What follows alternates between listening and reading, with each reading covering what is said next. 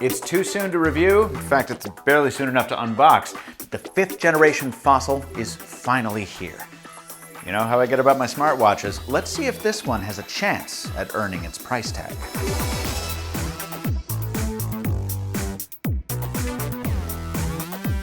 Okay, so Fossil Group offers far and away the most diverse portfolio of watches running Google's Wear OS. And this Gen 5 will probably serve as the jumping off point for most of the new ones we'll see this year.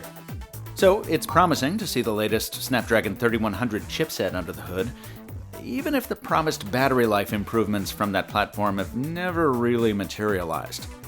To help with that, Fossil cooked up 3 of its own battery optimization modes, so you can select which watch features stay active and which get put to sleep for maximum endurance. Also within the stainless steel case is the same gigabyte of RAM that makes the Montblanc Summit 2 run so smoothly, and ditto the rotating crown, in my opinion, a must-have for the best Wear OS experience. As usual, the other 2 pushers default to Google Fit and Google Pay, but they can be customized to suit your own preferences. I'm not much for talking to my wristwatch, but the microphone of the previous generation has been retained and augmented by a speaker that's just as water-resistant as the watch is. That means you can hear alarms and messages from Google Assistant and also make and take calls while the watch is paired to your Android phone.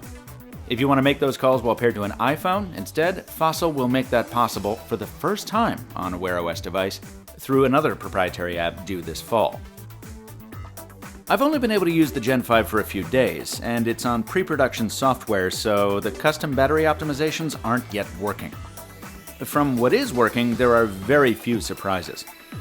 My review sample is the Carlyle, one of 2 styles, and while it's handsome with the included metal bracelet, I'm grateful the standard 22mm connection let me swap it out for a band of my own.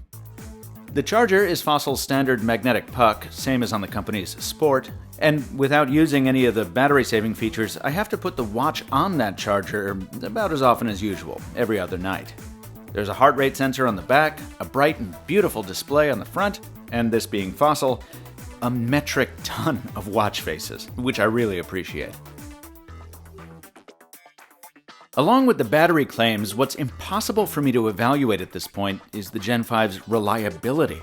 A cursory look at the Wear OS and Fossil subreddits reveals that the Generation 4 had a widespread defect that caused the back covers to fall off on many devices.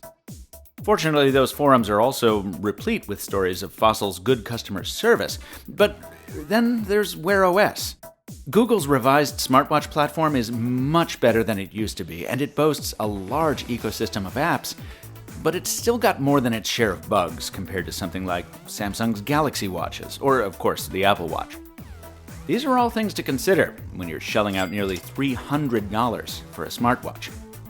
Give me some more time once the final software hits, and I'll have more to share alongside other watches soon. Please subscribe to the Mr. Mobile on YouTube so you don't miss it. If you want to buy it today, I'll drop a link in the description. It is on sale as of press time.